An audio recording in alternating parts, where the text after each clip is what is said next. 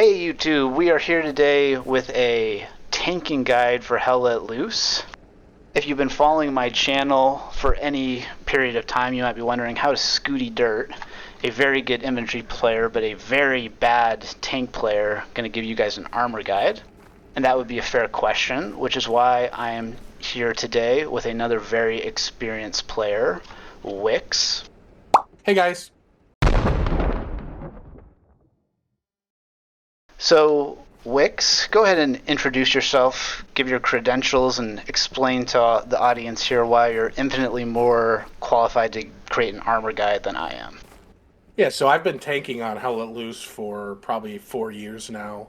I've reached max level. I play the game that much, and I also play predominantly armor in competitive Hell Let Loose too. I've probably played at this point over 100 competitive matches. The vast majority are in armor, and really in all three roles too. So I've tank commanded, I've driven, I've gunned, I've really done it all. And I still love to play the game in public matches, and that's really what we're going to be talking about today. This is going to be more tips and guide for public matches, but that's what I'm bringing. That's where I'm coming from. That's what is going to be informing the discussion here today. So, Jvck and I both love Hell Let Loose, guys.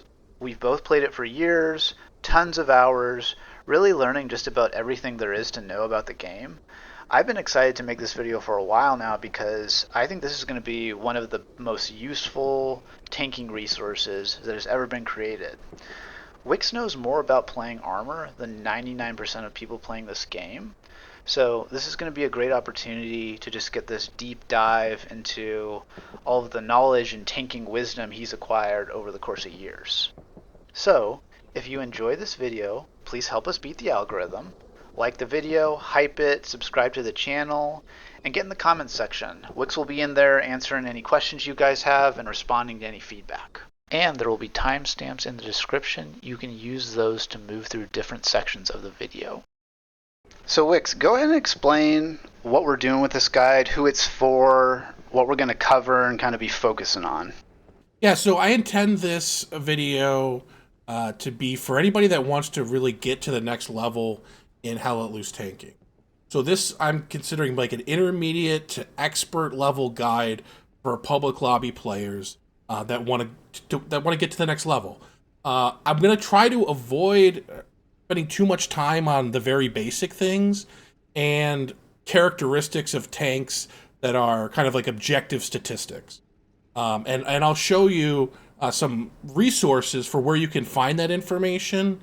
But I really want to spend time on this on really higher level things than just simply, how do you aim for a 300-meter shot in a 76? I really want to get to higher level stuff, bigger picture stuff, and more expert level stuff. But at the same time, I want to show you, I'll show you the resources for maybe some other more basic stuff.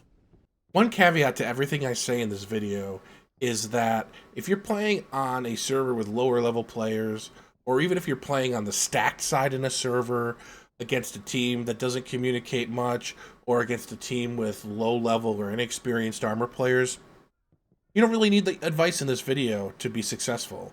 You can sit in the open, potentially, and go on wide flanks, play in front of your infantry, and drive around in circles around the point all you want, while the AT misses you or ricochets their bazooka shots. The advice I'm trying to give you in this video is to play against better teams and against better players and still be successful. So just because something works on one server or in one circumstance doesn't mean that it's a good idea for long-term sustained success against good armor players. That's what I'm trying to give you. So keep that in mind. Sometimes those stupid things, those things that I say are trolling, are going to work, but what I'm trying to set you up for is to be able to play against the best players out there and still be able to hold your own. I mentioned some resources that can help you with some of the more basic, objective information about tanks and Hell Let Loose. And FreshBakedGoods and RazBora, who you may know from YouTube or from Draft House, created this website called HLL Armor Hub. And we'll have a link in the description, but if you come here, there's a lot of really good data to look at here, from looking at tanks and being able to just pull up a picture, rotate it around, and get a good feel for what a tank looks like. And if you scroll to the bottom, there's a lot of the characteristics of the tank, the health, the damage, rotation speed, stuff like that. So that kind of stuff, which we're not going to spend a lot of time on this video, we're going to link this website, and you're going to be able to find that here. The other thing you can find here is if you go to ranging and look at the right side here, you can pull up different tanks from whatever faction you want, and you can see a gun scope with some lines indicating how to aim for different distance shots. So that's the Hell Let Loose Armor Hub. Thanks to RazBora and TheFreshBakedGoods for putting this together. It's a great resource. You should look around here whenever you have a chance. The next resource we're going to share is some tables that I created myself. A lot of this is information that Team 17 provided that I took and put into what I think is a very useful table. Some of it is stuff we had to actually go out and figure out on ourselves in an empty server because Team 17 doesn't like to tell you everything. So what we have here are the U.S. tanks across the top, and we have the Axis equipment, vehicles, whatever, that can damage American tanks. And so you can see we have the damage value that the equipment on the left does and the health pools of the tanks right here. Now what you're looking at is how many shots it will take to kill a tank or engine a tank with that. So Tiger AP does 850, 76 hull is 1190, so in 2 shots you're going to kill it.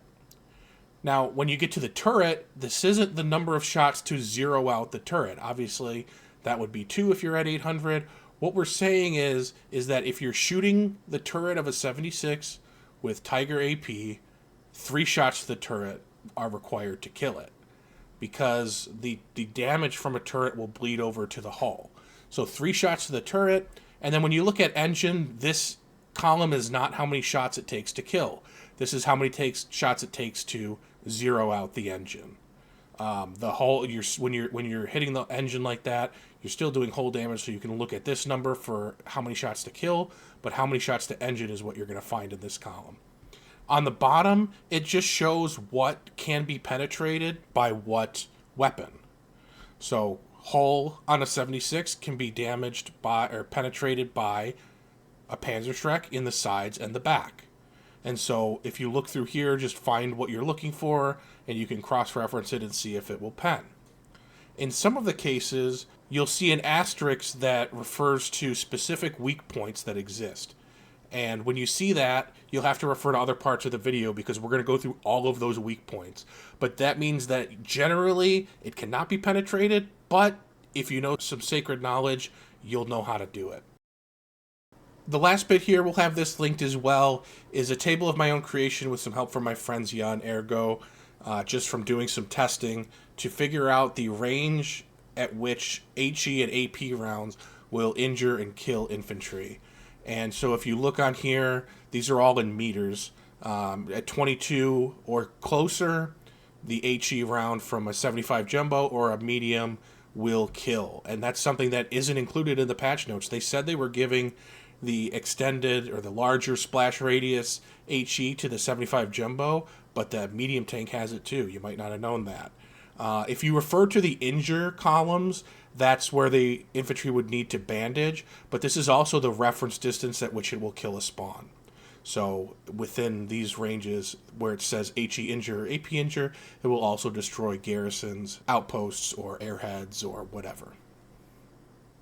Next, I want to talk about roles within a tank, including loadouts and who should be sitting in what seat, and just a little bit about what they should be doing. So, starting with loadouts, as a tank commander, you have 2 options. One of them gives you an SMG and no repair tool. The other one gives you a pistol instead of SMG and a repair tool. To me, at a high level, you should always be using the mechanic. Everybody needs to be able to contribute to repairing the tank, and I mean, you get a little bit better defense with the MP40 over the pistol, but if you're needing to use that MP40 regularly, then you're probably doing something wrong where you're getting repeatedly satcheled. So I always use the mechanic. I never use the MP40. That's my suggestion. For crewmen, you have 2 crewmen, so you should try to arrange with them ahead of time before you get in the first tank who's doing what. The standard issue, unless it's the only thing you have unlocked, you should never use. There's no benefit to it. No repair tool, no supplies, no wrench for building equipment. There's no reason to ever use it.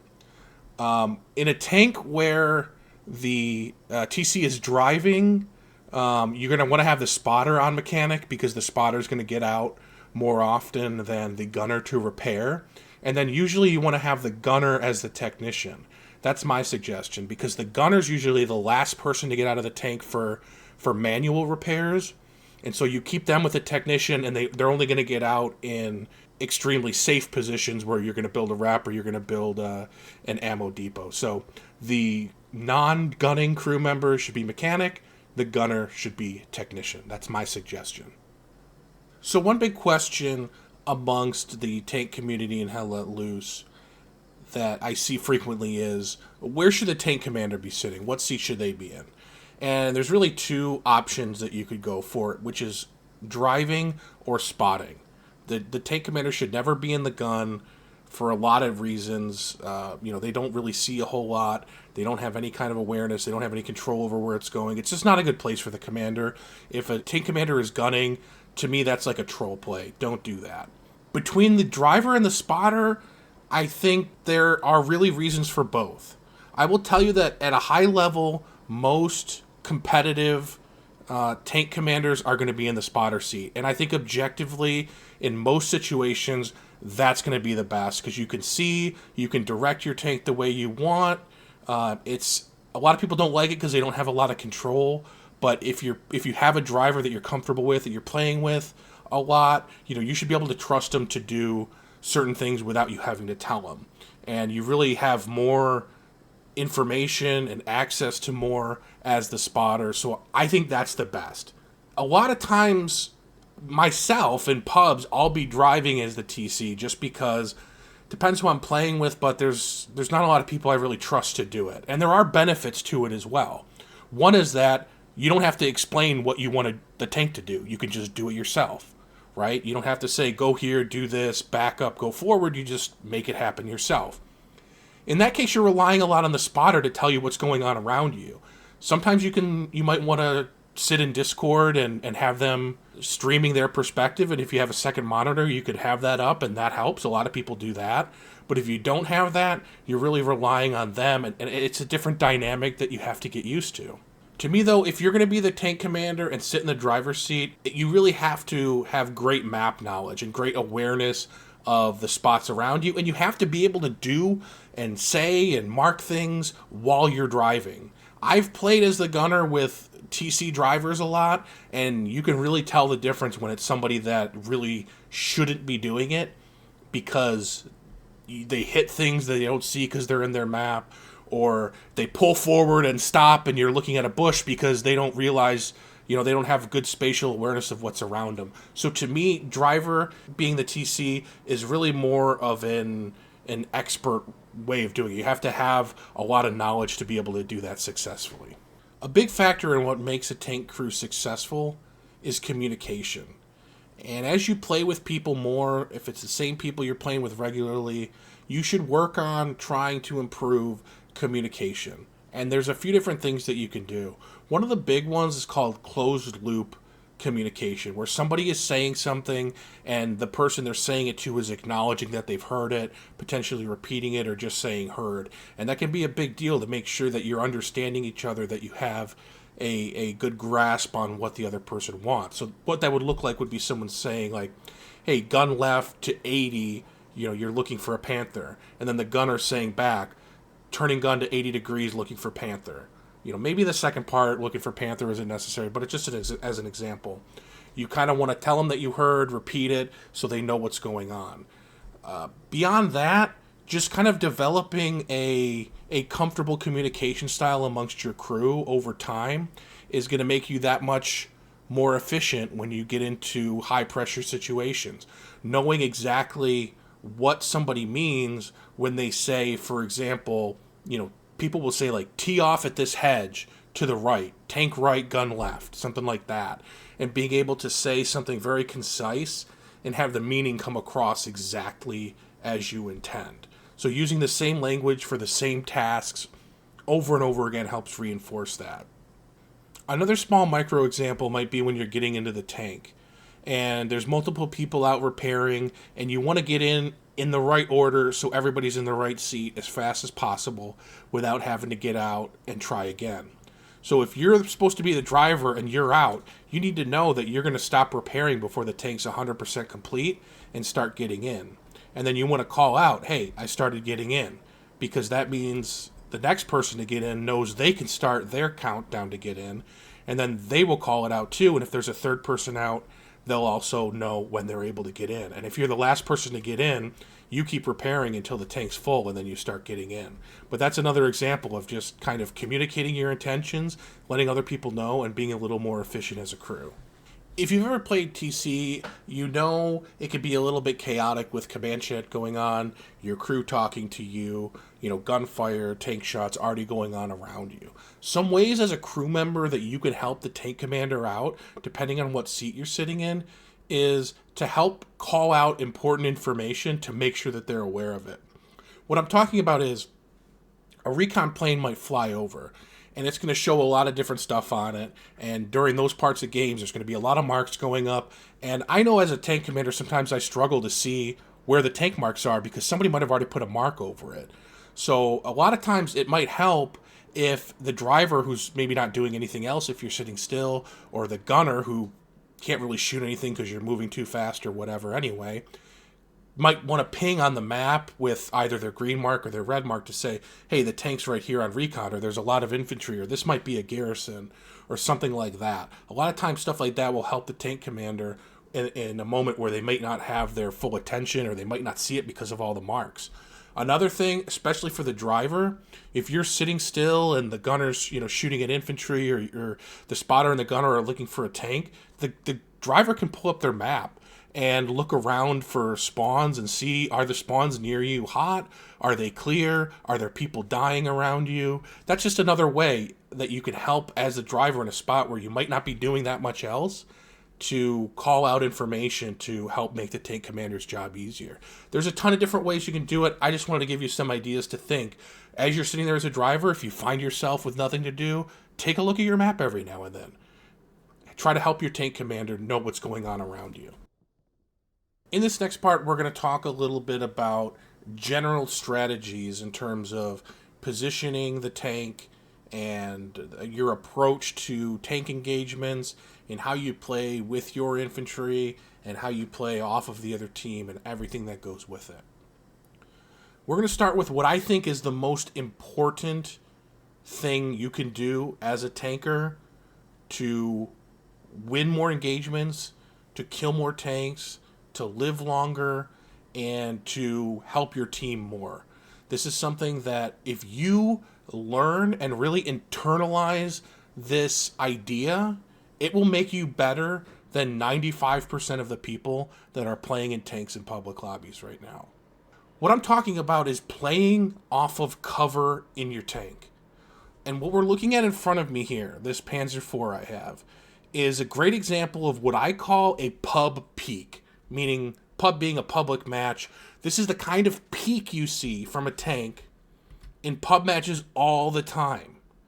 And I understand why. If you look from sitting here, and this is on top of a hill, but it could be any hedgerow here on flat ground as well.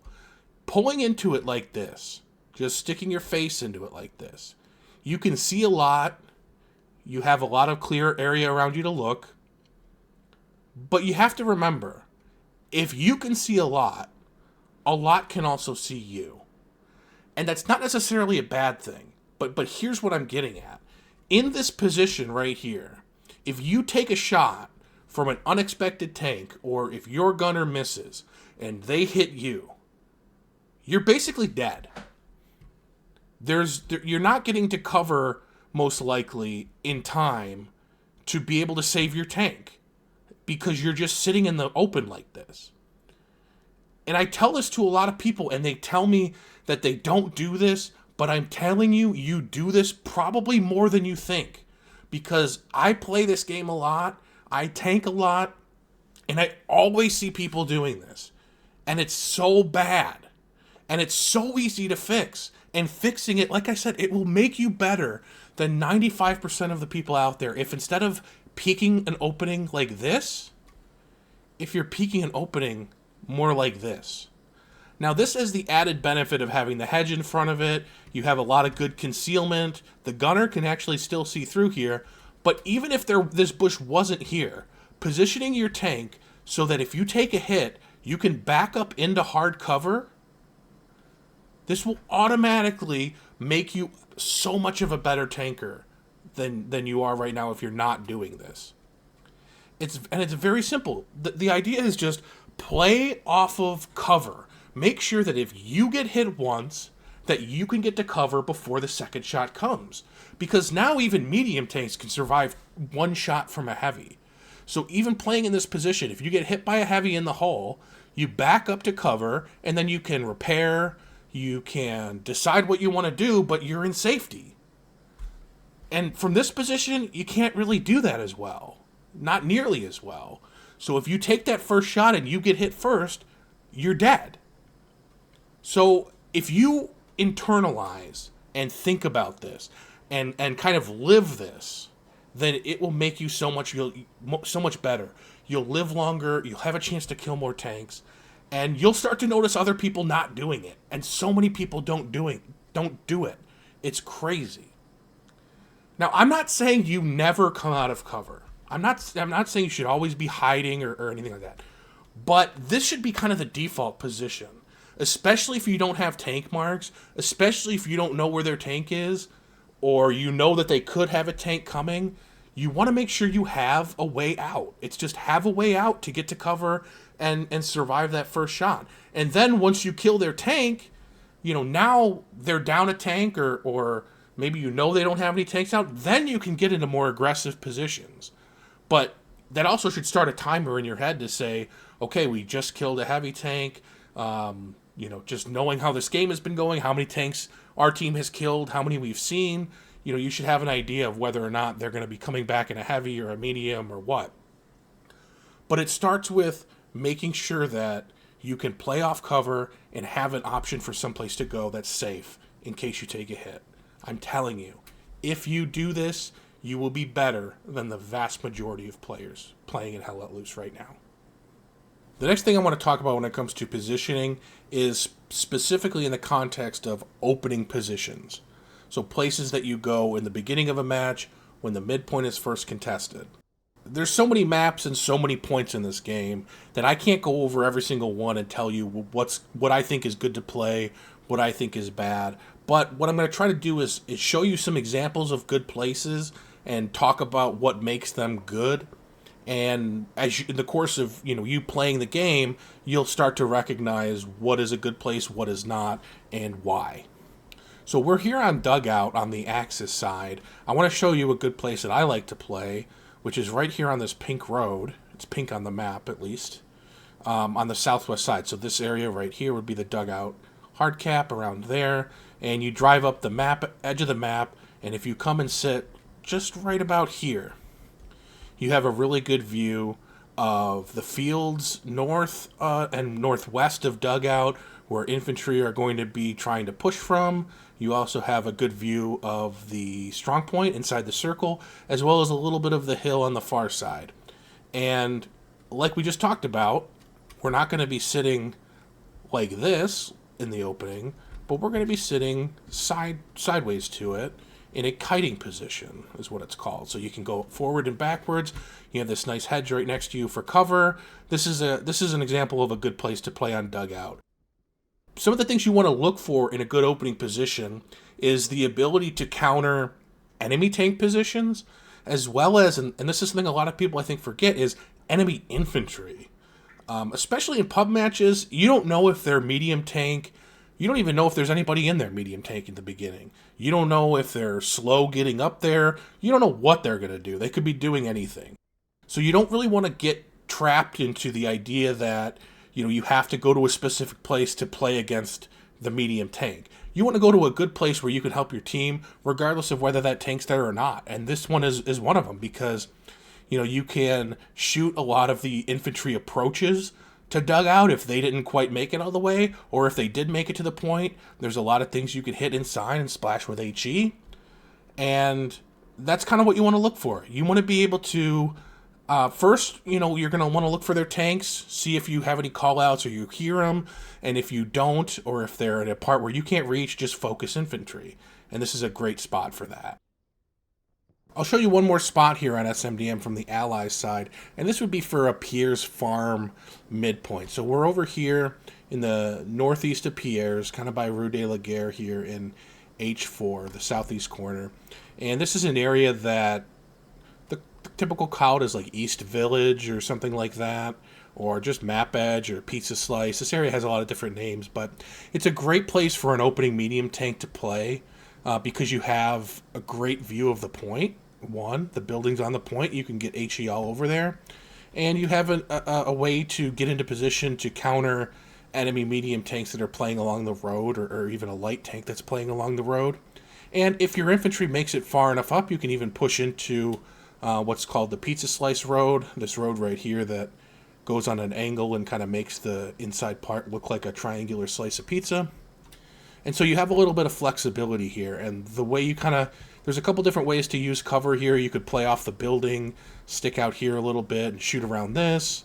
You can stay tight to this, and the tank and the hedge is going to block you from the south, and you kind of pull out forward here and look there, and if you need to, you just back up into the hard hedge. So this is another example of a place where you can counter common enemy tank positions, but you can also focus on infantry if you need to.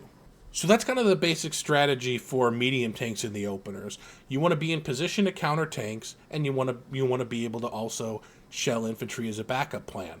But what about lighter tanks? Recon tanks, light armor. There's a few different things you can do with those. What's common and competitive is for the light tanks to be near the cap or to be cap weight and wholly focus on infantry as long as they can stay alive. So you'll look for spots where they're going to be safe from the likely enemy medium spot while still being able to shoot infantry. And you can find spots like that on any point where you can see, maybe a hedgerow you can hide behind and still shoot infantry here, but, maybe tanks over at East Village aren't going to be able to see you, as one example. The other thing you can do with light tanks in the openers is potentially go on a flank around behind the enemy. A lot of people like to do that. It's a lot of fun, and in the opener, especially with recon tanks, it's a very viable way to help your team. If you're looking to do something like that, you're going to want to think about where the garrisons are likely to be. So let's say we're still talking about Pierre's Farm here, and where you think we're going to be on the Axis side here. So you're in a Puma, you've kind of driven up and gotten behind them, and you're thinking about how can I be most effective here. You can go after tanks maybe if you want, but you're going to be a lot more effective just going after spawns. So, for example, in Pierre's, a lot of times there's a garrison on the edge of the map here. There's one along the road, and then there's one in the middle map. So that's going to be kind of where you want to go and target those garrisons, the so-called launch garrisons, right on the border of the enemy territory and the neutral zone, and you're going to want to hit those. And if you can hit them right after your team captures and all their OPs get reset and people are going to start spawning there, you might be able to get a lot of kills too. But that's kind of what you usually want to be doing with the lighter armor and openers. Either finding a spot to hide from their medium tank and shoot infantry, or kind of go around behind them, where you can maybe find a combination of both. One other thing I get asked about a lot, and this is something you can do usually with light tanks and recon tanks, but you could do with a medium too, are truck snipes with tanks. What I mean by truck snipes are when you can find a position with your tank that you can see an enemy transport truck, heading to the front line, and you can blow them up and kill them before they even get there. Not every point has great angles for this. Not all terrain kind of lends itself to snipes, but it can be a real powerful way to help your team cap the point. Usually what you're going to want to look for are any kind of long angles with elevation where you can get your tank to a place to see where their trucks are going to be before their trucks get there. and it can be hard to find or tricky to find, but I'll go through some examples here about places on different maps where you can find pretty simple and easy to perform truck snipes, and once you kind of see how those work, you might be able to find your own on other maps. We're here on Herkin Forest, where the terrain, being the big river valley down the middle with the hills on the sides, really make it very conducive to being able to snipe trucks in the beginning of matches. So one of the common ones we'll show you is for Scar, and what you notice about Scar is there's this big area to the east side on the Axis side where there's not a lot of tree cover. I mean, it's coming down a hill, but it's pretty gradual, and this is the area where trucks are most exposed. But really, you can even hit them as far back as this road right here. And this is a common road coming out of Jacob's barn that trucks and even tanks will come down this road coming out of mid HQ. And honestly, doing this in pub matches, I've gotten 2 trucks on this road before because it's such a common road. So in the same match, I've gotten 2 trucks, killed like 20 guys right off the bat. So this is a really good one to know. But you can hit the truck as far back as here. But even if you're later, like, they still have to cross all of this open area. So where I like to go with the Greyhound, or potentially a Stewart, is right about here, next to this big bunker near Call Trail. And you just try to get there as soon as you can after the wall, drive straight through the woods. It's not too tough, and get to here. And you can see, just looking from the view, that you can see all of that open area, that open hill area around there. So you have a big opportunity window to get a truck. I'll show you what it looks like from the gun real quick. Yeah, I mean, there's trees, and it can be hard to see the trucks as far back as the road here.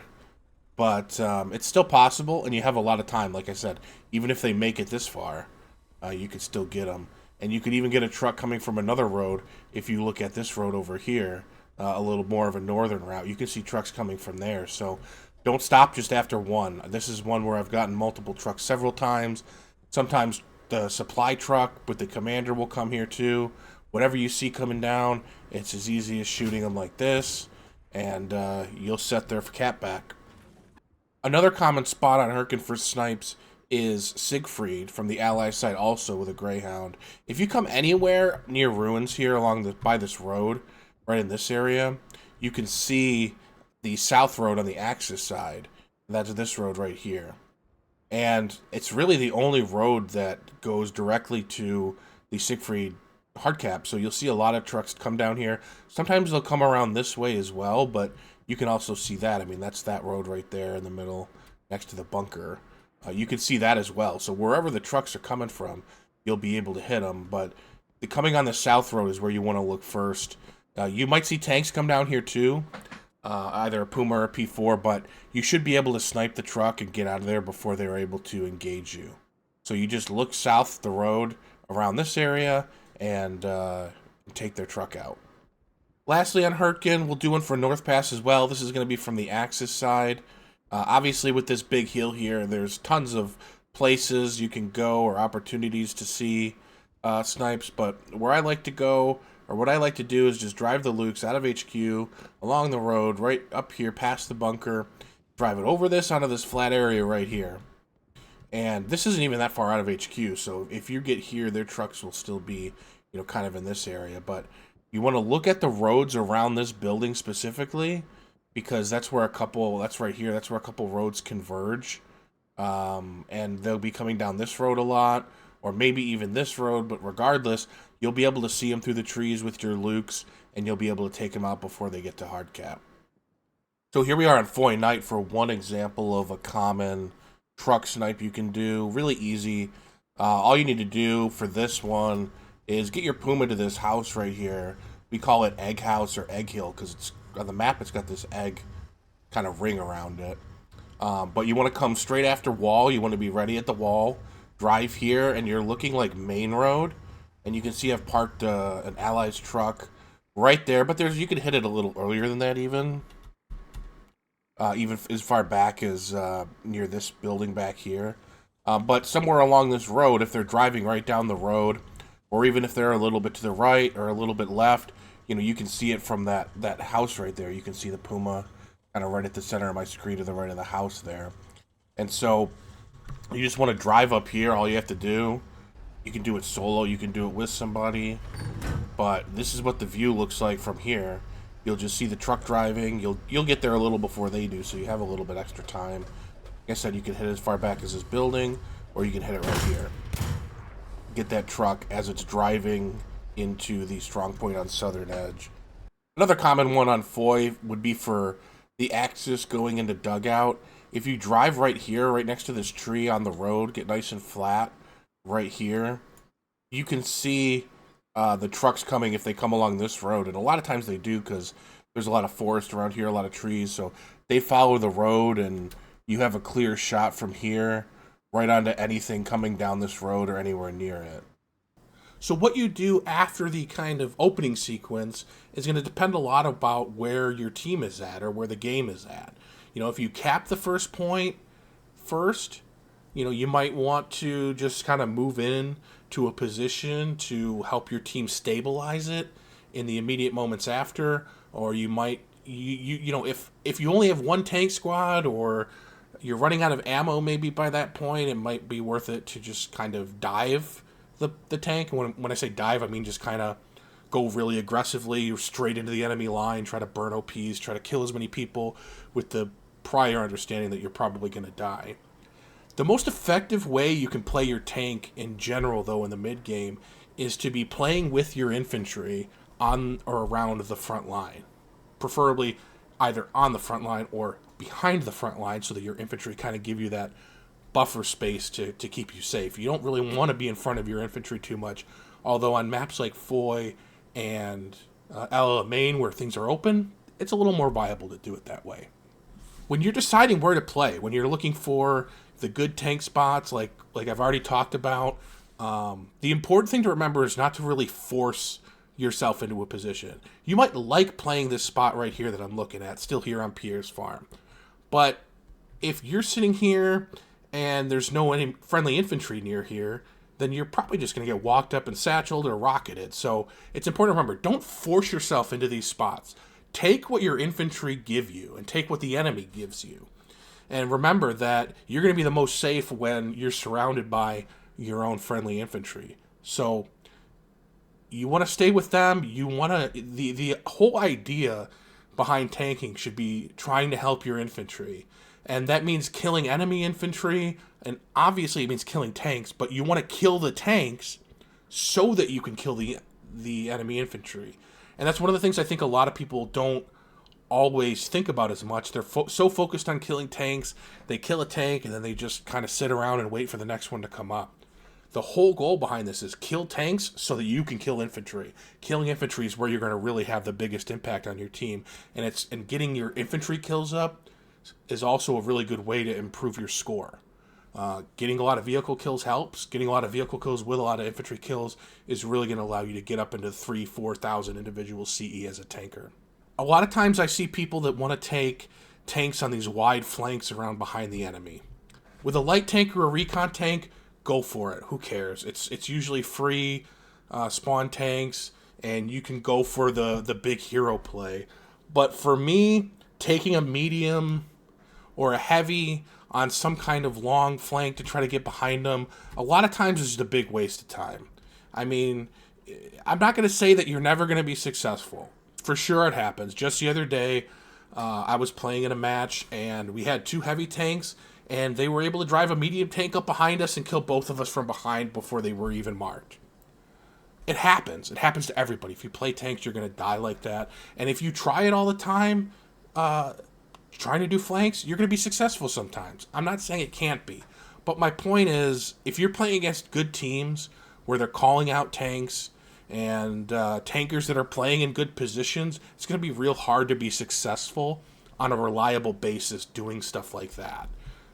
It'll happen sometimes, but it's not a repeatable way to be successful. And you got to think about the time it takes.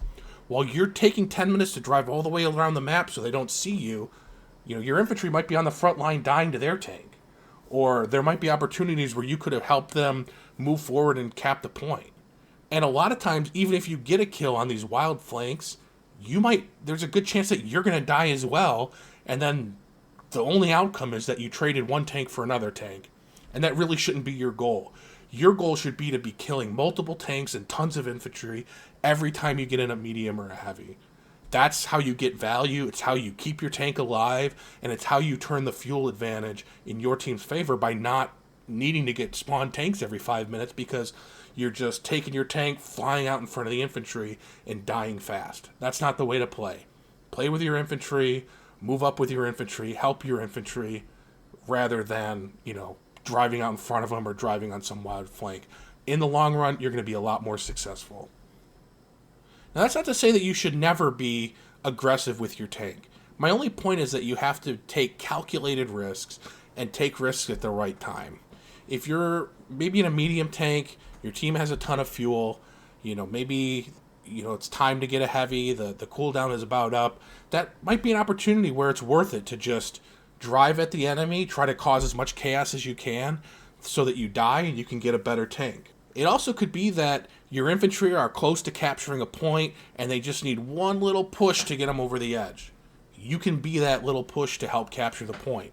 But you got to look at your map and look at where the infantry are and look at what's going on and choose those moments carefully, because you really have to think of tanks as an important team asset that you don't want to waste. Sometimes dying is a good thing. If you can trade a tank to capture a midpoint, especially late in a game, it might be worth it.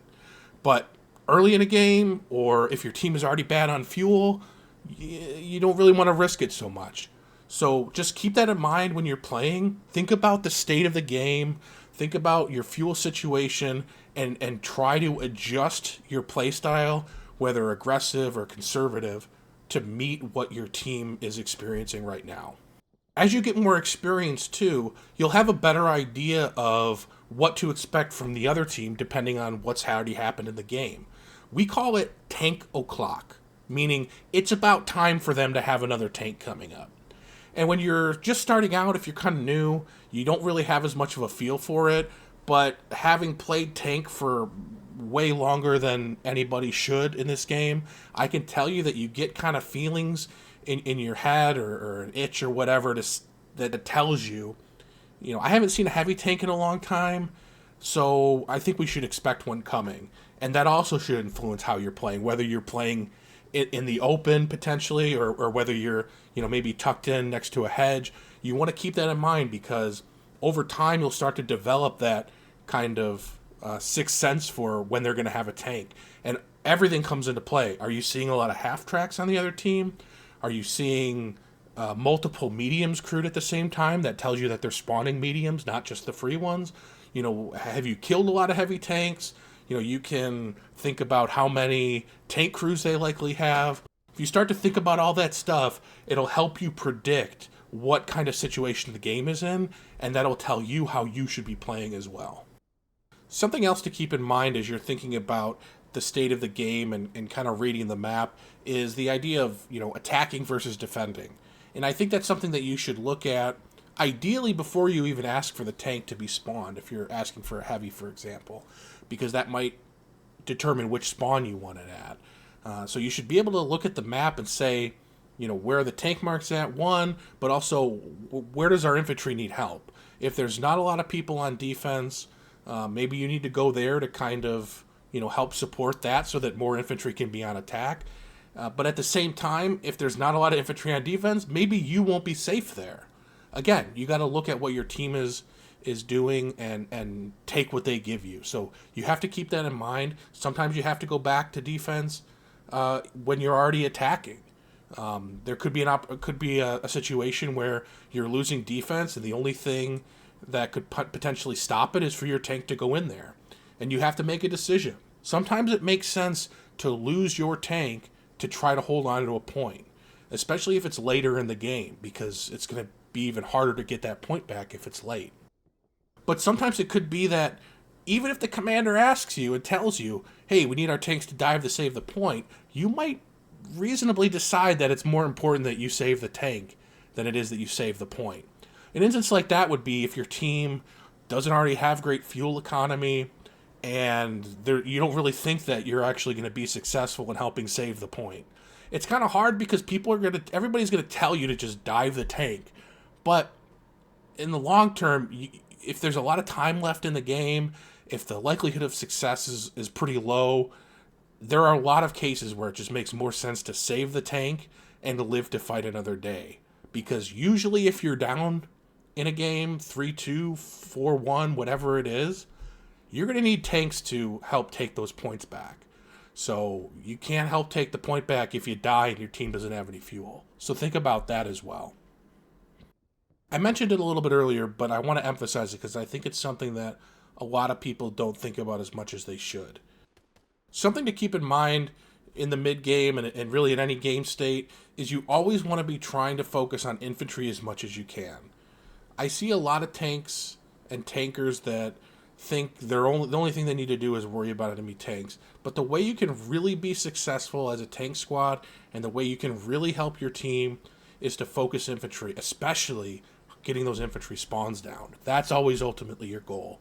Not to just sit there and kill them as they run down a hedge, but use that information of where you see them running from to work backwards and find where their spawn might be.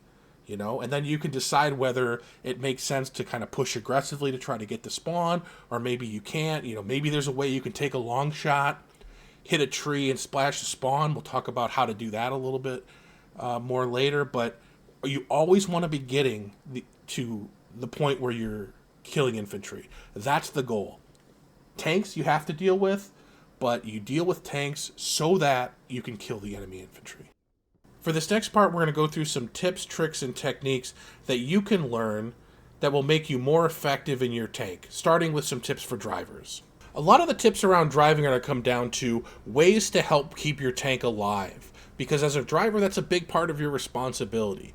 Certainly, if the tank commander's in the spotter seat, they're going to tell you what to do, where to go, and how to do it, but there's some things that you need to know as a driver that you can do without having to be told. And one of the big things is we've been talking about cover and playing off cover. So as a driver, you got to know, where is your cover? You only have the view in front of you. You can't see around you. So maybe you don't really know what the tank commander thinks you should do if you start getting shot. But as a tank driver, it's your responsibility to know. And if you don't know, you should ask. So here we are, we're sitting, the gunner's shooting at infantry or shooting at a tank or something, and we take some damage. And you got to know right away, what are you going to do? You got to be set up in the right gear, whether you want to go forward or back, and you got to know where to go. You got to potentially think about what might be behind you so that if you take that hit, you can back up and get to cover without running over things, without getting stuck, without going the wrong way. You can just cleanly back up, nice and safe behind your hedge, and live to fight another day. So we're here in the same position. Something that can help you get to cover as fast as possible is called feathering the engine. And what that means is you're pressing W or whatever you use as your gas pedal, but not holding it down long enough that the tank actually moves. But what you're doing when you're pressing it like that is you're causing the RPMs to pop a little bit like they are right now. And you can see from the input overlay when I'm pressing and how long I'm pressing. The RPMs will pop a little bit, but the tank isn't moving. And if you're sitting here and you get into the habit of just kind of tapping and tapping and tapping, when that shot comes in, you're going to be able to get to full RPMs and full speed in reverse just a little bit faster.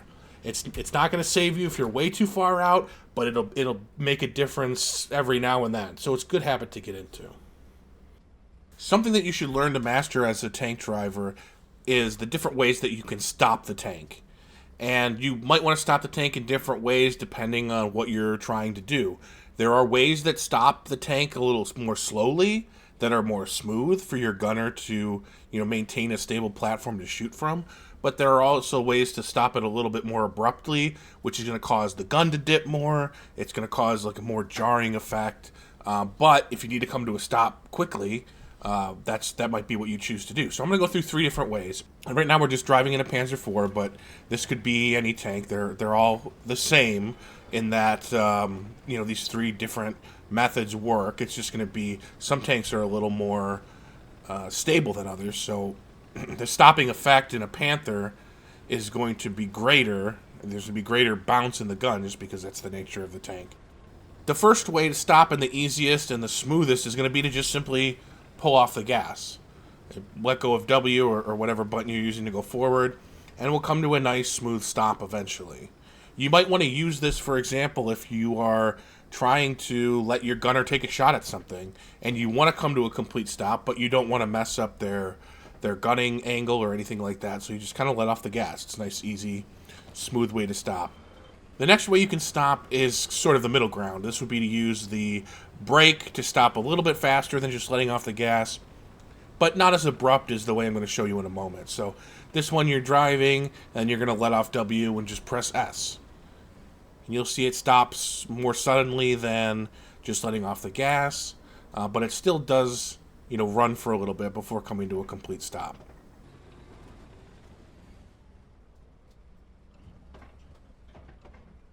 So those first two ways to stop are kind of obvious. I think everybody kind of knows how to do it. But what I want to show you is there's another way to stop even more abruptly if you use the shifting of the tank to help you. And you can see what keys I'm pressing on the side. And what you're going to do is, instead of just switching off of W and holding S, you're going to do that and then immediately downshift, and you're going to come to a complete immediate stop. This is what it looks like. So you can see, compared to just holding S, it still runs a tiny little bit, but it comes to an almost completely abrupt stop. That's going to be the most jarring for the gunner. It's going to cause the most bounce in the gun, but sometimes you want to stop fast, and that's how you do it. I'm going to show you one more time real quick. You're going to let off W and press S, and immediately after you press S, you're going to hit Control to downshift. And that's the fastest way to stop a tank. So one trick you can learn with a little practice is called a 4-2 quick turn.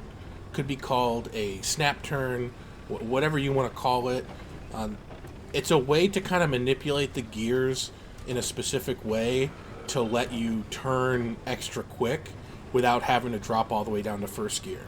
Now, we're here in a Panzer IV. The Panzer IV is by far the tank it works the best in. It is a little bit... It can work in some of the other tanks, but the Panzer IV is the best example. You'll just have to kind of play around and find out which ones it still works in, because it did change in the most recent update. But the Panzer IV is the best one for it, and it's really easier than it used to be before the update. You need to be on relatively flat ground like we are here, but you can be going up a little bit or down, even makes it easier. And then you can see the keys that I'm pressing when I do it. This is just a regular turn, but you'll see the keys I'm pressing, and as I do them, basically you're going to pull off the gas while holding the downshift until you hear the gears click twice, which tells you you're in second gear, and then right after you hear that second click, you're going to go back onto the gas and whichever direction you want to turn. And what that's going to do is it's going to let you turn in second gear, maintaining full RPMs, and you're going to do even faster of a turn than you would normally do. And this is what it looks like. So you can kind of look at the overlay in the bottom left and see the timing of it. But coming out of it, you just shift, and it stops you from turning, and you go right back to fourth gear, and you're full speed. So it's a really good way to be able to turn quickly if maybe you're getting shot at by AT, or maybe you need to get through a tight turn in an urban area like Carentan or Smolensk or something. It takes a little bit of practice, but it's not really that hard. Just once you get used to the timing, you'll be able to do it every time, and you're really going to surprise some AT players when you get shot in the back. Immediately hit them with the snap turn and be able to hit them with your whole MG almost instantly. Another way you should know to add a little juice to your turns is what I call a terrain quick turn. Now, you have these bumps along these hedges on a lot of maps, SMDM, Utah, Omaha, and you probably have seen it, done it on accident in a light tank especially, very easily. But if you hit the turn right kind of as you're coming over the top of it, you'll get a little extra spin as you hit the ground. And you can kind of learn to harness this in bigger tanks, mediums and heavies, just like you probably do accidentally in light tanks. You just have to remember to kind of let go a little bit before you want it to stop spinning, because it will overspin a little bit. But if you learn to get the timing right, you can use that kind of bump in the ground, or really anything that you can drive over like that, to get the tracks off the ground a little bit, and then you can use it to add a little speed to your turns. There's a lot of different places you can do it. The hedge kind of bumps like that, or snowbanks on Foy, the rubble on Kirantan. Some hedges that are low like this, where you can kind of crawl over them, you can use those as well to do a little spin. You can use it to turn 90 degrees quickly, or do a complete turnaround maybe if you want to, but once you kind of learn the different assets you can use, you can start to harness them to your advantage in the game to be able to, like I said, give a little extra juice to your spins. So a little secret I wanted to share, and I put this with the driver stuff, but this really works on any of the tanks with anybody, but a lot of times the driver's the one responsible for repairing, so we'll put it with his stuff. As you can see, this tank has damage to the turret and to the tracks. And now since update 18, in order to repair a module, you have to actually repair the module. So if I stand here and aim at the hull, I'm not going to do any repairs to anything because this is the hull and the hull's not damaged. But there's kind of a secret bit here. I don't know if it's intentional, but if you look, I have some turret damage and some track damage, and I'm repairing the turret, and when the turret fills up, watch what happens. Now I'm repairing the tracks, even though I'm obviously still aiming the torch at the turret. So this is the only situation or way that I know of where you can repair one module while pointing the torch at something else. But this is something that could be important for you to know, especially if you are someone that likes to maybe send someone out to ride the back of the tank and repair while you're driving. You can repair the hull off the back, by laying down and just aiming as low as you can here. You can obviously do the turret, but also you can do the tracks by repairing the turret. As long as the turret is full, it just sends the repairs straight to the tracks somehow. I don't know what causes it, but that's how it works.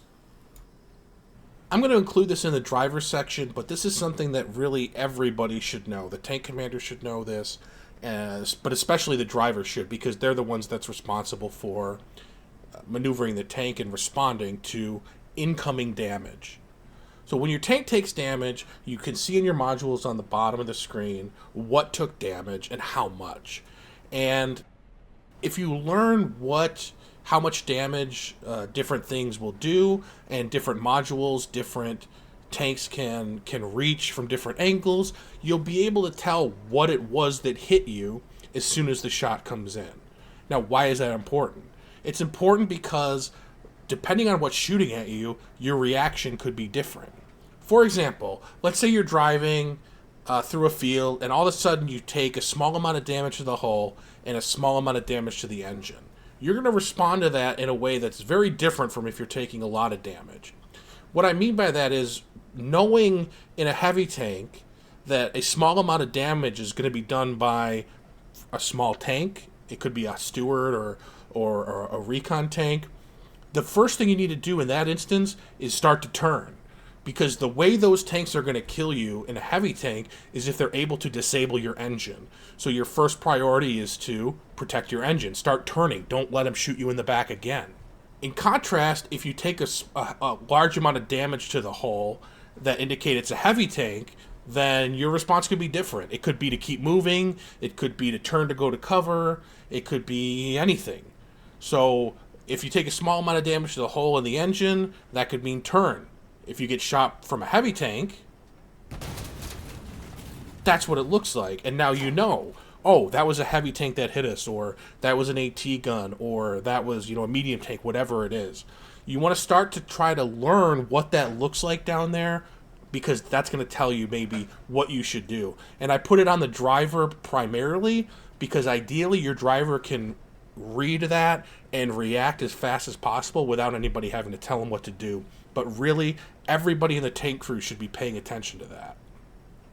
So here we're going to set up an example. Now the tank that Scooty's in is obviously very close, so they're unlikely to miss any shots. But let's say you're farther away, and as in the course of whatever you're doing, you take an unexpected shot from a heavy tank. What can you do? All right, the shot comes in. You've identified where it comes from. The best thing you can do, start showing side and kind of wiggle around and give him a moving target to hit. Now he's hit tracks. He's missed his shot. The other thing you can do is if you are swinging back and forth, maybe he thinks front is the easier shot, and he shoots your front, and you get a ricochet like that. A lot of this comes down to the skill of the other gunner, because they can always shoot you in the side and kill you. And it's not going to work every time. But my point is that there are things you can kind of do to make it a little more difficult. Don't ever give up. You know, there's always things you can do. You can, try to drive into them and wedge them up, and maybe, like, you don't know what's going to happen. Even if it doesn't seem like there's a way out, just keep trying. And here, by turning the tank 90 degrees like that and making him shoot the side, I mean, let me get out and you can look at it. You can see that the side of the tank that is actually going to do hull damage is basically from this part right here and up.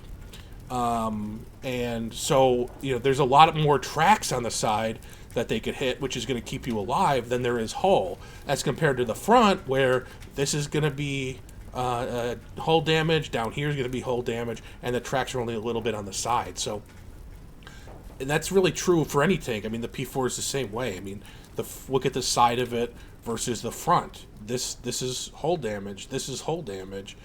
Hitting this part, will ricochet, but most of it is hull damage, and that's really what's going to kill you. So turning the side towards where the damage came from is going to give you a better chance. And just keep moving. Like, wiggling around is going to make it harder for the gunner to acquire the target. It's going to be harder for him to place his shot very precisely, and it also means that he could be aiming at something that he could pen, and then you move at the last second, and now it's a non-pen or it's a ricochet. There's always stuff you can do as a driver to try to keep your tank alive for as long as possible, and just buy yourself some time for, maybe another tank to kill them, or AT, or maybe you can get to cover, or maybe you get your gunner to kill them first. There's always something you can try. In this next part, we're going to go through some tips and tricks for gunners, as well as explore some of the specific weak points on tanks that you can take advantage of when shooting. Like I said in the opening, I don't want to get too much into the basics of gunning, but I do just kind of want to make sure we all understand kind of the general idea of what you want to aim at and what you don't want to aim at. Now, we're looking at a Panther here, but this could really be an example for any tank, because they all have really, four main components that you're looking at, which is the hull, the tracks, the turret, and the engine. What you want to aim for generally is the hull. The hull is the module that you need to zero out in order to kill it. It's the only way to kill it, is to do damage to the hull. Now, you can do damage to the hull by shooting it directly and penning it directly. You can also do that by shooting into the turret, and once the turret runs out of HP, the damage that you do to the turret bleeds into the hull at 100% rate. So you zero out the turret, and then you zero out the hull, and then the tank explodes. Another way you can do damage to the hull is through the tracks. Now, this only works from the side, but if you shoot the tracks and zero out the tracks, just like the turret, you can start to do damage to the hull through the tracks. However, unlike the turret, when you are doing the damage to the hull through the tracks, the damage is done at a reduced rate. So I don't know exactly what it is. I don't, like, the Team 17 doesn't publish it, and I'm not going to take the time to figure it out, because you don't want to be shooting the tracks no matter what, so it's kind of irrelevant. But just to know, it is possible to do some damage to the hull through the tracks once the tracks are zeroed. Only from the side. If you're shooting the tracks, like, from this angle, obviously the hull's to the side, so you're not going to do hull damage. But from the side, you will bleed through at, like, 20% damage of what the main gun will do. So that's just to know, mainly so when it's happening to you, you understand what's happening. But you don't ever want to aim at the tracks. You want to aim at the hull. If you can't aim at the hull, then you want to aim at the turret. But no, it's going to be more shots to kill it through the turret than it is through the hull.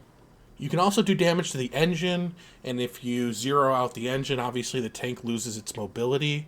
So a lot of times that's what you want to do if you can. If you have access to the rear end of the tank, you want to try to take out the engine, because a lot of times that's going to be enough to make it so the tank can't survive. An immobile tank might as well be dead, probably 95 times out of 100. So if you have access to shoot the rear end and take out the engine, you want to do that. There's ways to hit the engine from the side that we'll get into in a little bit, but most of the time you're going to be doing it from the back. Now, something to remember, and there's no way to really go through every single different surface that causes a non-pen, but when you see like different junk on the tank, what can confuse people or cause it's a pretty major point of frustration is that some surfaces you cannot pen through. Like a big one is if you hit the tops of these exhaust stacks on the back, and this is true on the Tiger as well, the top of this, you cannot damage through that. It'll result in a non-pen, and I'll show you what a non-pen versus a Ricochet looks like, but that's one common thing. All tanks kind of have unique areas that will non-pen. If you are able to bounce a shell off the top of this, you can't do it. They all have specific stuff. A couple other things that you should know about damage is that this hatch at the top, called the cupola, can also be damaged. It will do turret damage, but unlike normal turret damage, it will not bleed over to the hull. So you can hit this, and it will do turret damage, but you cannot kill a tank by shooting this. And the barrel's the same way. You can shoot the barrel of a tank, and it will zero out the turret damage if you do enough damage to it, but it will never bleed over to the hull. So you can just keep shooting it and shooting it, shooting it, and when it runs out of HP, it will start non-penning until they repair it. But, like I said, you'll never do damage to the hull through the barrel or through the cupola, but if that's all you can see on a tank, maybe it makes sense to shoot it just to, cause them to have to repair or cause them to move or whatever, but it's not a good strategy for killing them. One quick thing I want to show that I think a lot of people know, but I also see a lot of people get confused about, is that there are two kinds of misses on a tank, meaning you hit the tank but you don't do damage. There are non-pens, shots that hit the tank, but either the type of shell or the surface that you're hitting is not able to be penetrated, and that results in a non-pen. The other one is a ricochet. A ricochet is when a shell hits a surface that it could penetrate in theory, but it's at an angle that it won't penetrate. And it's important to know the difference, because if you're gunning, it could tell you how you need to change your aim. Now, if I shoot this front part of the turret right here, this flat part in the front, I can penetrate that, I can do damage. But if I shoot the side of it, this is what a ricochet looks and sounds like. So you can kind of hear the boingy kind of noise, and you can see the sparks of the shell, which actually does ricochet, and you could, in theory, ricochet it into something else. The shell does exist after it hits the tank, but that's what a ricochet looks like. Now, a non-pen can happen with AP or HE, but but it looks the same. So whether you're hitting something that you cannot penetrate because it's like the jerry can on the back of the 76 will cause a non-pen, even if you're shooting heavy tank AP at it. But I'm going to use HE because it looks the same to show you the difference. So that was a ricochet, and this is what a non-pen looks like. So you see how you see the sparks kind of fly out like that, but you don't hear the boingy kind of noise. That's what a non-pen looks like. And like I said, as you learn more about tanks and everything, you got to recognize the difference, because the difference is going to tell you how to change your next shot. One of the first and most important general tips for a gunner is to use your pings to figure out where you can shoot and where you can't shoot. What I mean is that if you're looking over the top of a hedge or a top of a wall or through a fence, or if you're at extreme long ranges and maybe there's assets that are not rendering, like invisible buildings and whatnot, when you're in the gun and you use your ping, like I'm going to show you, it can actually help you figure out whether or not you can shoot through something or whether or not there's actually something in the way. So if I see a tank mark here, and this tank is 74 meters away, I can hit my T and see, oh, the mark is 74, and so if I'm looking for something around 74, then the ping's making it through. If the ping makes it through, the shell will make it through. Generally, you have to remember the trajectory of the tank round is not going to be the same as the ping. The ping's obviously going straight from A to B, whereas there's some drop in the shell, so you have to keep that in mind. But you can see here I'm pinging at 42 meters, and if I look at the map, yep, that's hitting the hedge. And so if I aim at the hull of this tank and I try to shoot it, I hit the hedge, so I'm not making it through. But if I keep going up until I get the right distance, here I see 74, now I know the ping is making it through, so I should be able to expect the tank round's going to make it through. And you can always, it's important to do this even on your second, third, whatever shot, because if the tank's moving, you want to be able to be pinging while you're reloading to make sure that when you take the next shot, you know it's going to make it all the way through. Another situation you might come across as a gunner is a situation where you as the gunner might not be able to see something as well as the spotter. So the spotter here can see kind of the outline of the medium tank. You can see the little bit of the painted star on the front right there. But if we look at it from the gunner seat, who doesn't quite get as much magnification, where do you shoot, right? I'm looking right at it and I can't even tell it's there. But if the spotter can see it and can ping it, then you can shoot based on the ping. And what you want to do when you do that is if he pings and says this is a good shot, your aim point should be based on the center of the triangle there, the center of the ping. And if you line up based on that, then you're going to hit exactly what you're aiming for. All right, so now I have a spotter, and I'm going to ask him to ping the center of the white star on the front of the hole. And I'm going to try to aim based on the ping, based off of the center of the ping, which a little under 400, and the triangle is a 400-meter shot with the Panther 4, so I'm going to aim right there, and let's see how I did.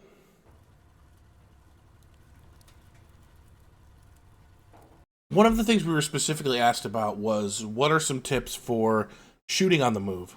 And I don't have a ton to say about that, but I will share a few things that I do know. The first thing is that a lot of it comes down to just the gunner's skill and ability and their practice, because you just got to be able to hit the fire button at the right time and being able to, line the crosshair up in the right place. I can't really tell you anything about that. It's just something you have to practice. The other thing that comes into it is that there's a lot of luck involved too. And what I mean by that is there's server connectivity issues in this game. We all know it. And there's, hit reg issues, desync, all the stuff that goes into it that means that is exacerbated when you're taking a moving shot. So you got to understand, sometimes you're just going to miss and there's nothing you can do about it. But there are a few tips I'll give you here in terms of communication amongst the crew that are going to help you land these shots more often. And I have a clip queued up here from when I was gunning with a couple friends. And we're going to look at it. The audio wasn't captured because we were in Discord and my recording software didn't grab it. But I'm going to tell you what we're telling each other.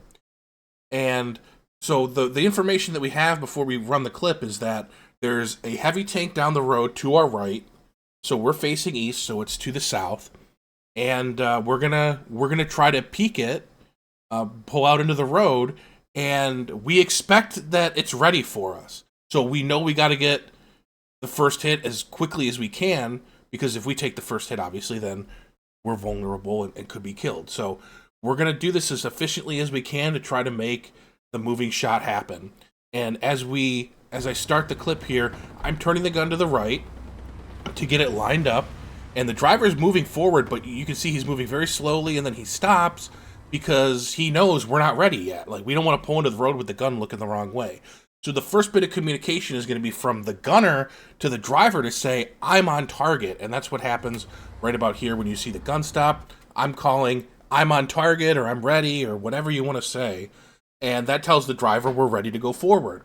Now, the driver is going to call back to me as the gunner that he's online, right? That he's not going to be turning anymore. He's picked his line. He's going to drive straight out into the road.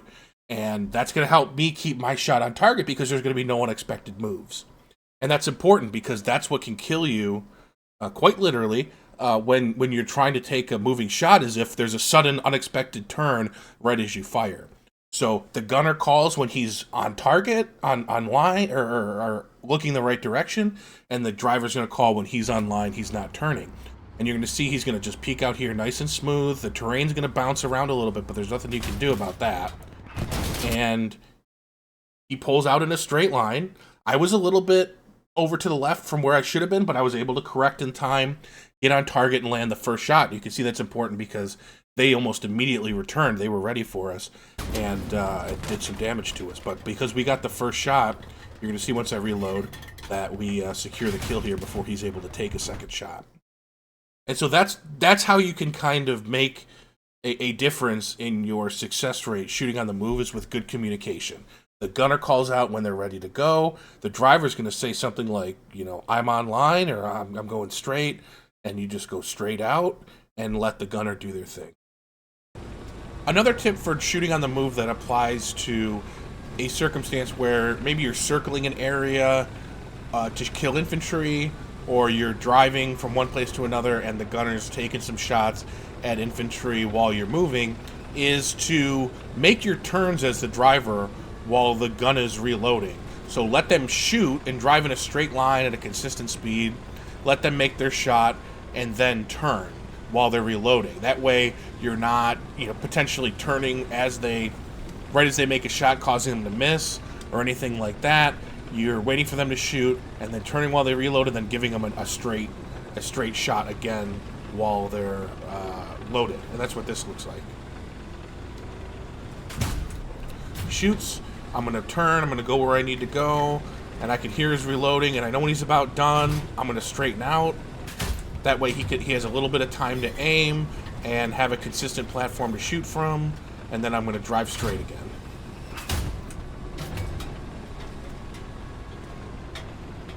One small tip for a gunner that might save you in a very close tank engagement is that if you hold down mouse 1 while the tank is reloading, the gun's going to fire the exact moment that the tank is reloaded. So you can see I'm holding mouse 1 here. I'm not going to pull it off or anything. It's not going to do anything. But you can see as soon as it's reloaded, it's firing. That's the fastest way you can fire. If you're on target, you know you're ready, hold down mouse 1 and you can get that shell out as fast as possible. This has literally saved my life a few times going against gunners that didn't know this. So one of the weak points I want to talk about is the weak points on the Panther turret.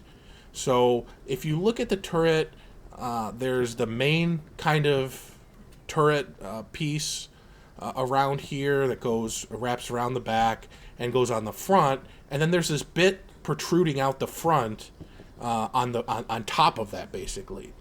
And the front part where it bumps out is heavy armor, meaning that a medium tank cannot penetrate it. Only a heavy tank or an AT gun can.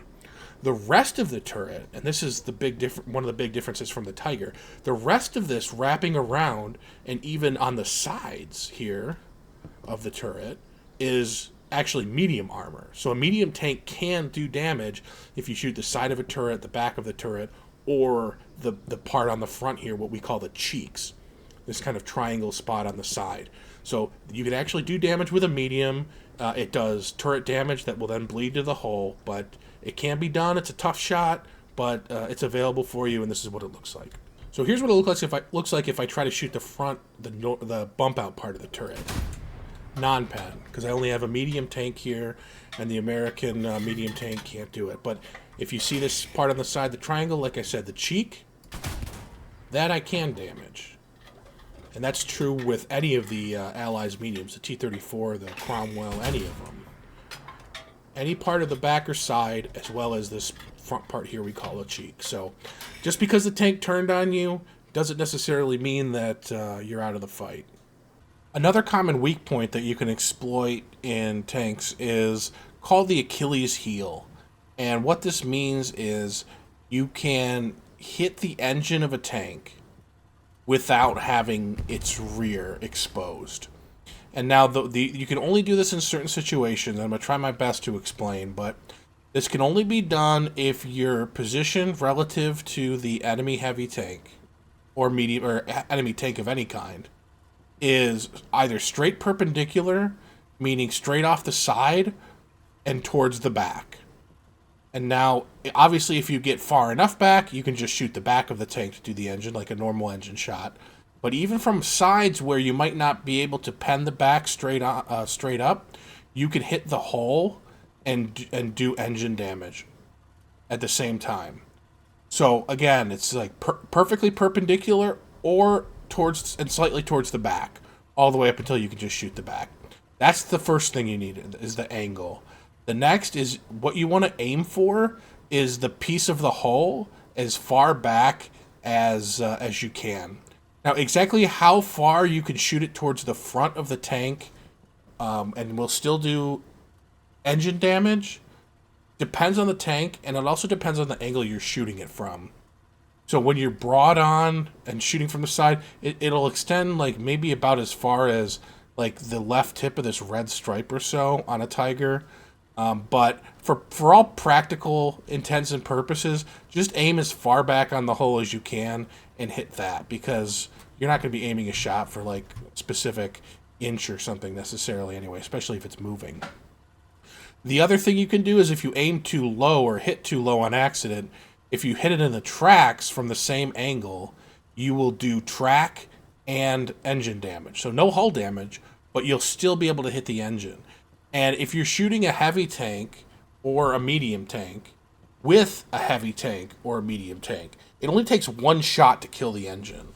And so even if you hit track and engine, you'll still disable the engine, and even though you haven't done any hull damage yet, now it's not moving and it'll be a real easy target. It still turns out pretty good for you, and you're likely to win that engagement. But you really want to aim for hull and do hull and engine damage at the same time, immobilize the tank, and then take your time on the second shot for the kill. Now let's take a look at what that looks like. Okay, so now I'm in the gun of a 76 Jumbo on the American side. And I'm almost flat on side to the tank, almost completely broadside. But because I'm slightly towards the back, even so very slightly, I am able to make this shot. Now, as an alternative, the only parts of the back I can see are these cylinders that come off the back. And these are going to non-pen. Even if I hit down here, these will non-pen. These won't do any damage to anything. So I don't really have an option to just hit it in the back to disable the engine. Obviously, I could just go for a regular side shot here. But if maybe I'm one hit, or maybe I just want to make sure I secure the kill, if you want to go for the Achilles, then you just aim as far back as you can on the hull. Not too high, not too low. Just try to aim as much middle as you can and take the shot.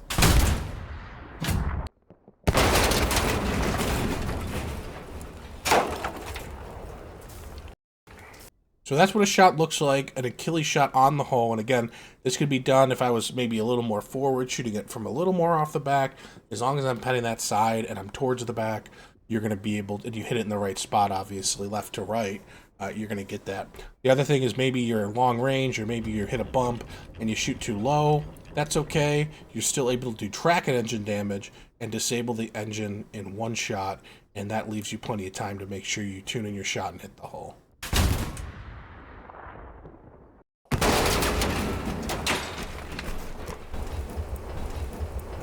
So that's what the Achilles shot looks like. Again, anytime you have a weapon that can pen the side of a tank, you're able to shoot for the Achilles, meaning the engine damage through the side with that weapon. So a medium or a heavy tank on a medium or a heavy, a bazooka or a Panzerschreck or a Piat on a heavy or a medium.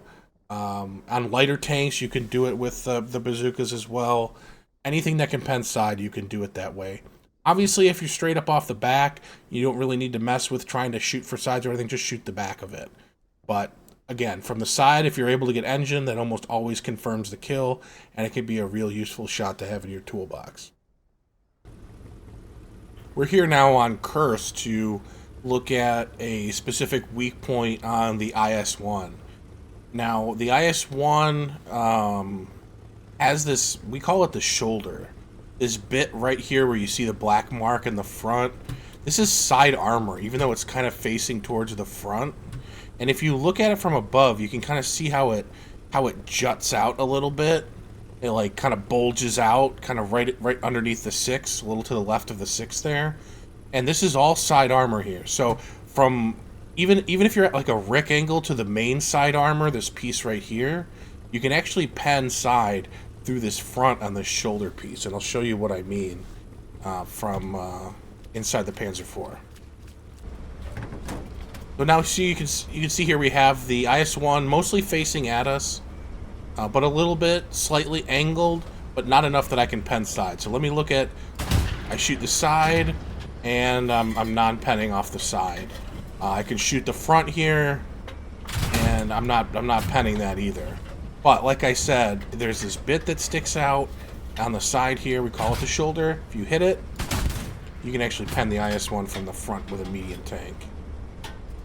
For this shot, we have a Luchs as our target, and we're going to be using a Stuart, but you really could be using any allied light tank. They're all the same. So a Stuart cannot pen the front of a Luchs ordinarily. It can't pen the front of the turret ordinarily either. But if you look, it's kind of similar to the Panther, the way there's this little piece on the front of extra armor, and then behind it you can see a little bit of the main piece of steel for the turret, and that kind of continues all the way around. So with a Stuart, you can pen the sides and you can pen the back of the turret, and from the front, if you have the right angle and you can make the shot, you can actually hit this little bit right here on the front, and it will actually do hull damage. You have to, it's kind of a tricky shot. The turret has to be more or less faced right at you, but it can be done. It is possible. It's just kind of difficult. So I'm going to show you what that looks like. So we have AP round. We have a Stuart. It's a little bit easier if you're above because you have a little bit of a better angle, but it can be done if they're mostly flat. Really, you have to aim higher than you think. I don't know if the sight's off or if the AP drop is just really that much, but we're only 60 meters away here. And you'll see if I try to shoot the front, I'm not going to do any damage. And if I try to shoot, the front of the turret, I'm not going to do any damage. But if I can aim it right and get a piece right under the turret, you can do hull damage. And that's one shot, and 2 shots should kill it here if I can hit it again. There we go. Another specific weak point that's unique to the Sherman Firefly that the British get leaves you with the ability in a medium tank to penetrate and do hull damage and even kill a Sherman Firefly from the front. Now what you're looking to hit are there's these 2 little hatches. This one right here on the edge, on the left side, or I guess right side, and this one on the left side. So these 2 little raised dots, I don't know if they're hatches, I don't know what they are. But those, if you're able to hit them in a medium tank, even from the front, you can hit them and do hull damage. And this is what it looks like. So because we're so close, I got to aim a little bit above it, but right there, I get a good pen on it, and it does hull damage. So 2 shots to that from the front, you can actually kill the Sherman Firefly from the front. Another special shot we have is on the Tiger with any allied medium tank. I have a Sherman here, but you can do it with any of them. And what you do here is from inside a certain range, about 300 meters or so, give or take, and out further if the tank's angled right, but it really reliably can be done on relatively flat ground inside 300 meters. You can pen the front of a Tiger with a medium tank, and the way you do it is, if you look at the actual model of the tank here, you have this kind of collar part of the turret. If you hit that, you're going to non-pen because it's part of the turret. But there's this angled portion right here. And this angled portion will ricochet, and if you ricochet at the right angle, the shell will ricochet and then go down and penetrate the hull right here on the actual top of the hull. And that's why the distance matters, because if you go out too far, the shell trajectory will miss this. It'll be going at too steep of an angle down for you to be able to hit it. So you want to be inside 300 meters. You need the turret mostly pointed almost directly at you.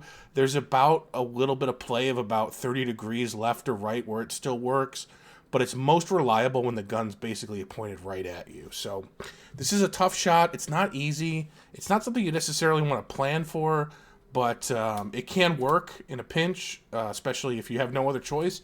You might as well try it. Let's see what it looks like. So here we are in the Sherman gun, looking at the Tiger just in front of us, and we're going to aim just a little below the turret here and see if we can get the shot to Rick in. There you go. You can hear the ricochet sound. You can hear the penetration. That means you hit it, obviously, because you can't hit any other part of it from here. But that is the medium shot onto the front turret of a Tiger. 2 shots to kill because it is going into the hull, not the turret.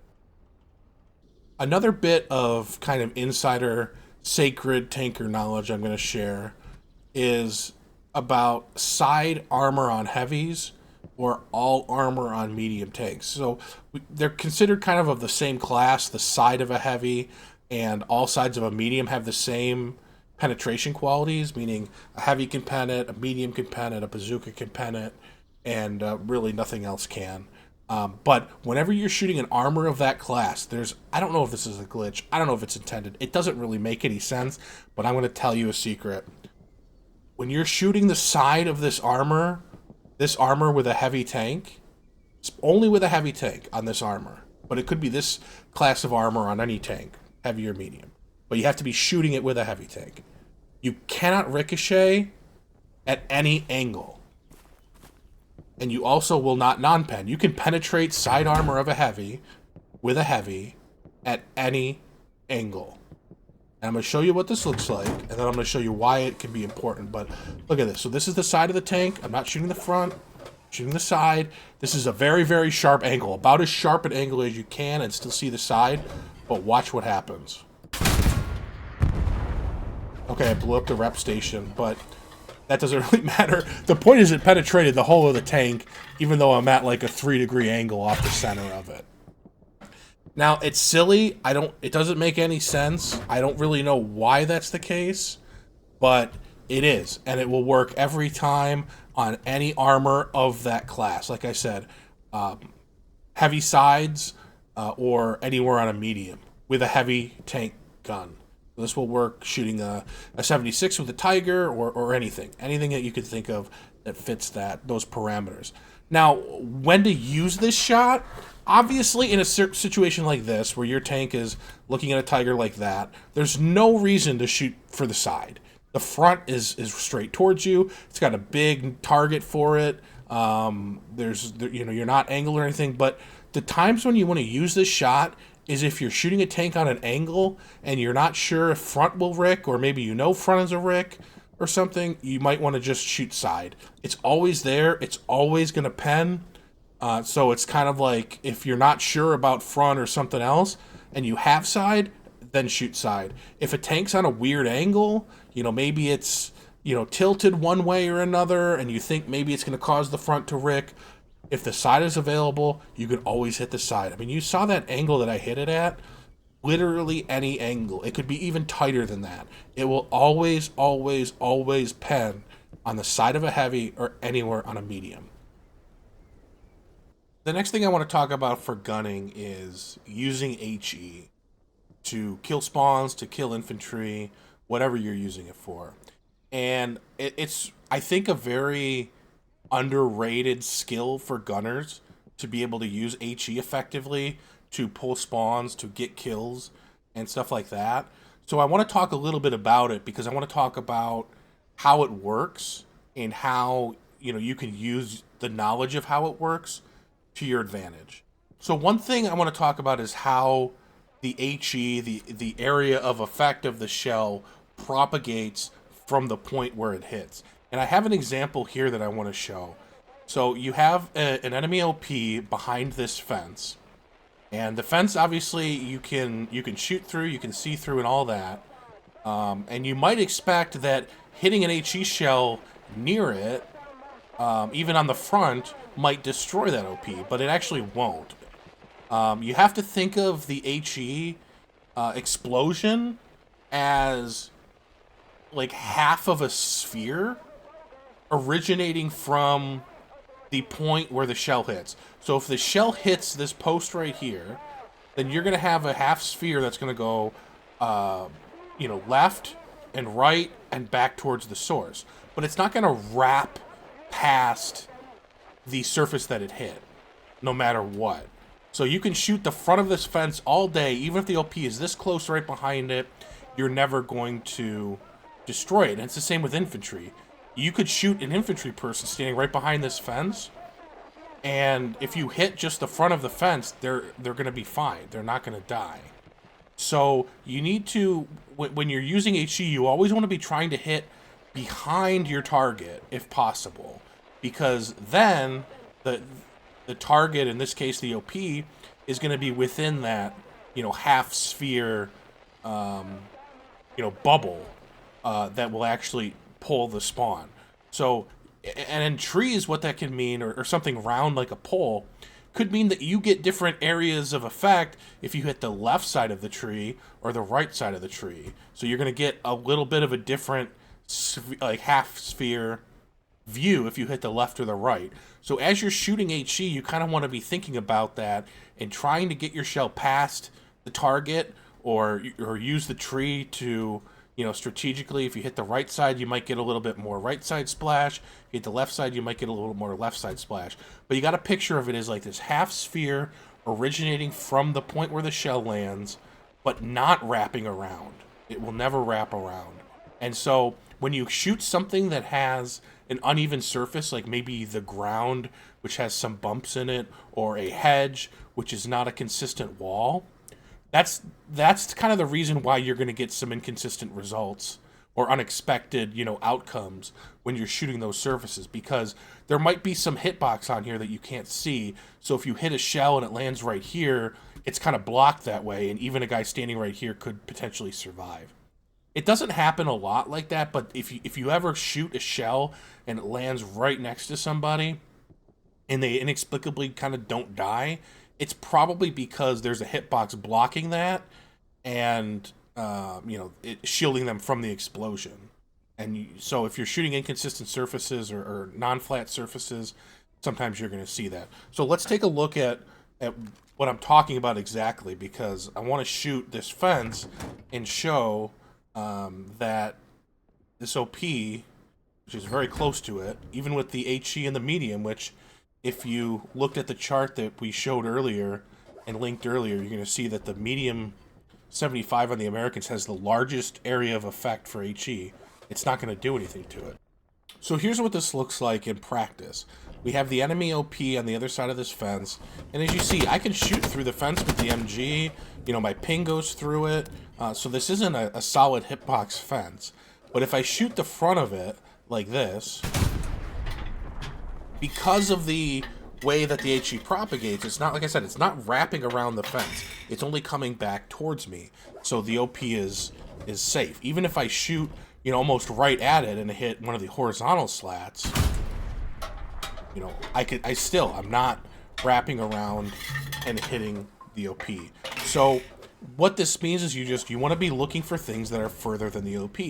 So this is going to be a very easy example, but we'll show a more complex example in a moment. But if I ping and I see that I'm at 38 on the OP, and I'm pinging the fence and I'm at 35, obviously here I know it's behind, but maybe you're further away.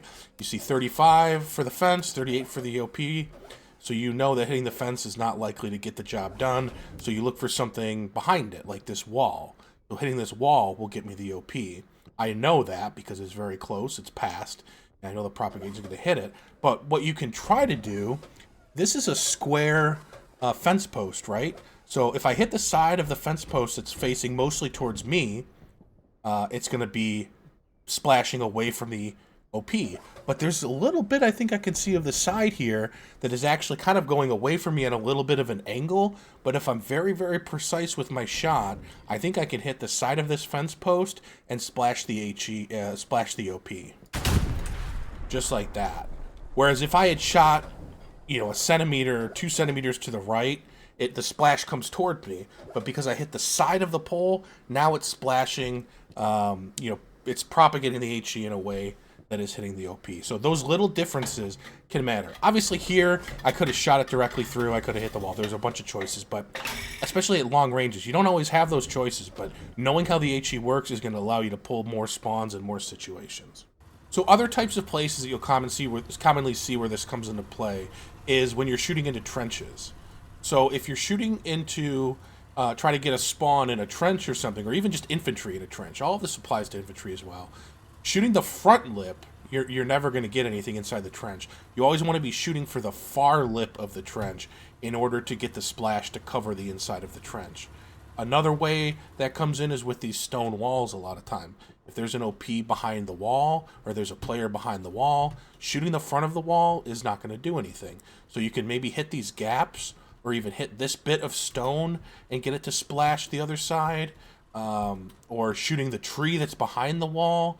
That's how you have to be thinking when you're splashing HE, is you have to get it past the cover, or past what you're trying to hit in order for the splash to come back. But shooting the front lips of trenches, the front lips of walls, the front lips of openings in buildings, hitting this part won't kill anybody inside. Hitting this or hitting back here will definitely kill people inside. That also means that when you're trying to get spawns in like a cattle shed type building, you'll see these on a few maps, just getting HE into the roof and splashing will kill a lot of people around it. And a little secret trick that I will tell you that I don't think a lot of people know is this rope right here that hangs down in the middle of the cattle shed. You can actually hit that and splash HE off of it. So even if you don't have the rafters, or you don't have another shot, you can hit these things hanging down and they will splash all around the inside of the barn. So another kind of advanced tip for using HE to your advantage comes into play when you can't see a spawn that's marked, but you can kind of see around it. So here I have an OP marked in gardens, and we're going to assume that this mark is right. Infantry always don't get it exact on, but this one's exact. But I'm going to show you how you can use your pings to pull that spawn pretty easily. Now I can't see it. I don't really have a shot directly on it because of the wall. But if I use my pings, I can look around and look for things that are near that distance. And like I said, since we have to go past it for the HE to actually destroy the spawn, I'm looking for numbers above 115. So I have above 115 right here, 119. I don't know if this is a hedgerow. I don't know if it's a tree. I don't know what. But that's going to be what I'm looking for. Now, if you're pinging around and you see something pretty close to it like this, that's pretty close still. That's within range where the HE could get it. But I'm above it, right? Or I'm below it. The number's below. So if I shoot that, I'm not going to pull the OP for the same reason I didn't pull the OP when I shot the fence.